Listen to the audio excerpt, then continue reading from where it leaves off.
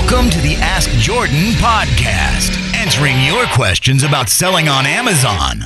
Now, he's flipped more toys than a stadium full of toddlers.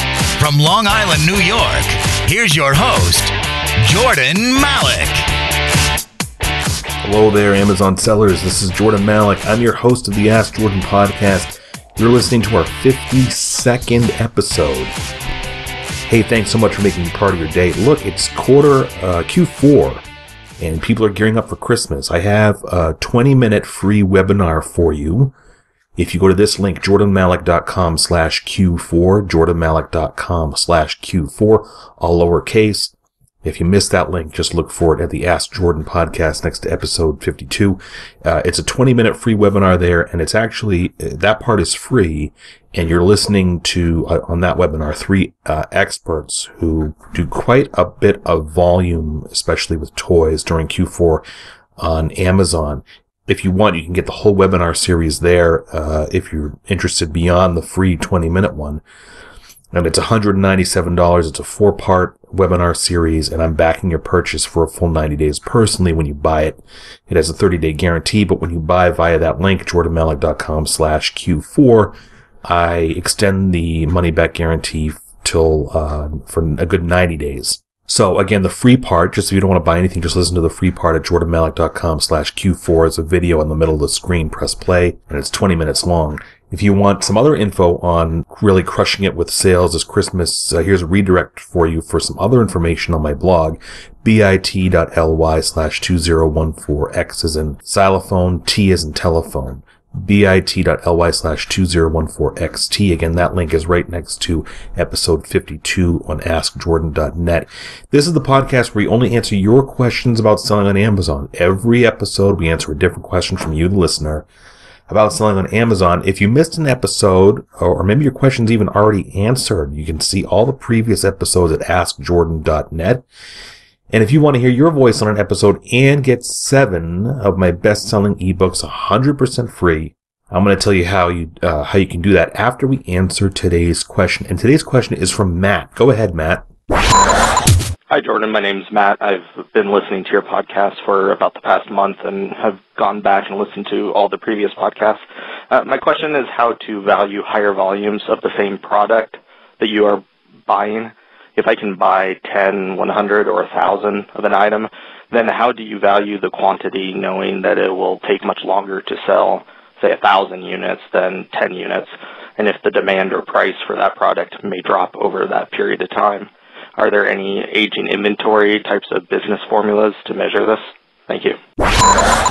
Matt, that's a great question. Let's get back to some basics here. The only real way for you to figure out in what quantity you want to buy for an item, you're really not going to know the sell-through rate until you start selling the item yourself. So I'm assuming, Matt, that you're coming from the perspective of you want to buy in bulk from like a wholesaler, 1,000 quantities, 10,000 quantities. And the reality is that Amazon, the selling platform, really doesn't show. So let's say if the item exists on Amazon already, they're not going to tell you the sell-through rate in terms of how many units they're moving per hour. And the reason they do that is they hold that information close to the vest. So the only indication Amazon is going to tell you in terms of the frequency of how quickly something is selling is the bestseller rank.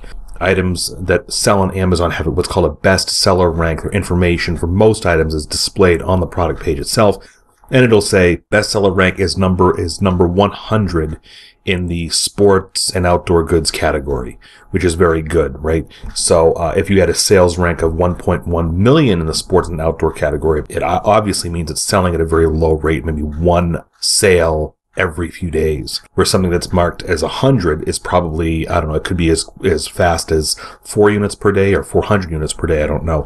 So it's impossible to tell just looking at Amazon or downloading any of their data how frequently something is selling. The only way for you to really, if you're buying massive quantities of an item, 1,000, 500, 1,000, 10,000, etc., is for you to get like sample production units from the wholesaler or buy a small lot to test it. Put the item up yourself on Amazon, and then you'll be able to gauge over the next 2 weeks or what have you how many units you've sold, and then make a calculated guess from there. The challenge is, let's just say you're in a retail store. If your situation's a little different, Matt, and you're in a retail store or liquidation store, and you have the opportunity to buy 10 of a product, or quantity 1, or quantity 100, or quantity 500, and you're on the spot and you don't know. My suggestion is do not, unless you're getting at an extremely good price, like you're paying like under $1 a unit for something that is currently selling for, $10 and up. And if you have the capital to spend that there in cash, without taking out any credit, I would be very hesitant to tell you to buy everything or buy massive quantities, meaning more than, 50 units at the most. And not even that if you're starting out and you're under a very tight budget. I mean, the key to winning on Amazon is when you're first starting out is diversification. Okay, diversifying all different product categories and all different types of products. What I see happen many times is people will spend a lot of money on a course or training that encourages them to buy wholesale products, and somebody will go out and buy an Amazon seller just starting out will have one product or maybe two products, and they'll take a loan out and they'll spend $10,000 or $5,000 worth of a singular type of merchandise. Whether it be a brand of tennis shoes or a bottle opener or a cell phone case or gourmet cereal. It doesn't matter. People jump in, they get overzealous, they spend a significant amount of money on a massive quantity without even testing it, and then they, without testing it first, meaning by buying small quantities and selling it on Amazon first to see their sell-through rate or see how quickly they sell out or how quickly the item sells, and then they end up with a lot of inventory sitting on Amazon that they can't sell, and if they can sell it, they have to sell it at a loss, or maybe if they're lucky, a break even. So what I do to this day is I don't really buy more than a quantity for most of my purchases, or quantity maybe 10, 20. There's a couple situations where I bought it over a quantity of 100 of something I'll get into in a minute, but I keep my purchases diversified among many different products and types of products. So I may buy used textbooks one day. Locally, I may buy some Disney costumes online from DisneyStore.com the next day. The following day or following weekend, I may buy some products I found on eBay that are a diverse lot of toys, for instance. And another day, I may be at a liquidation store out of state buying grocery products. So my suggestion to you, Matt, particularly if you're starting out, is don't put all your eggs in one basket, or even all your eggs in just 2 to 3 baskets. Make sure you're diversified.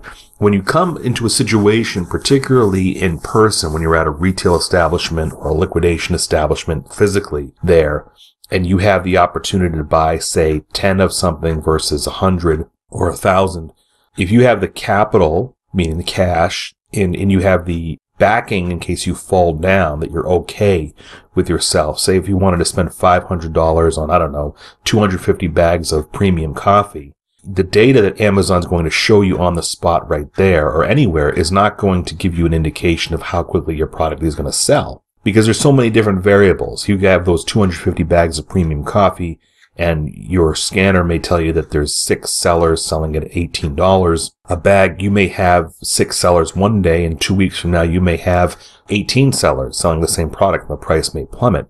But if you're buying the coffee at, say, $1 a bag, and the lowest Amazon seller price is like $18, and you're going to spend $250 in cash, you may be in the position as I would. I may look at that and say, well, gee, if I completely screw up and the coffee price plummets, the product price plummets on Amazon, and even if I sell them at, say, $5 a bag, I'll just break even and I won't incur any loss. And if I do incur a loss, $250 is a minor amount compared to what other sellers lose, or compared to any loss. So if you're in the financial position where you're okay buying something that's going to cost you $100, $200, $300, $400, and in the back of your mind you have the worst case scenario, well, what happens if I lose all this money? Or if I just break even, and you're okay to financially support that risk, then you should be making that type of decision. I'll give you an example. Last year I bought an officially licensed NFL Christmas lights of a certain football team.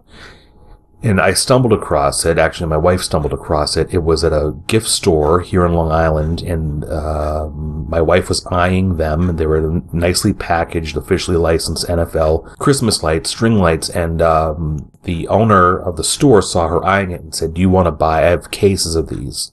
So we bought about over 100 units, meaning 100 sets of the identical NFL licensed Christmas lights. We spent $1 a piece on them. And I currently have them on Amazon, and I've been selling maybe recently. I mean, I bought these about a year ago, and I've been selling them maybe in the past, because it's football season now, maybe sell 3 or 4, a rate of 3 or 4 a week. Now, that's chicken feed, I'm sure, to many bigger sellers that are bigger than me.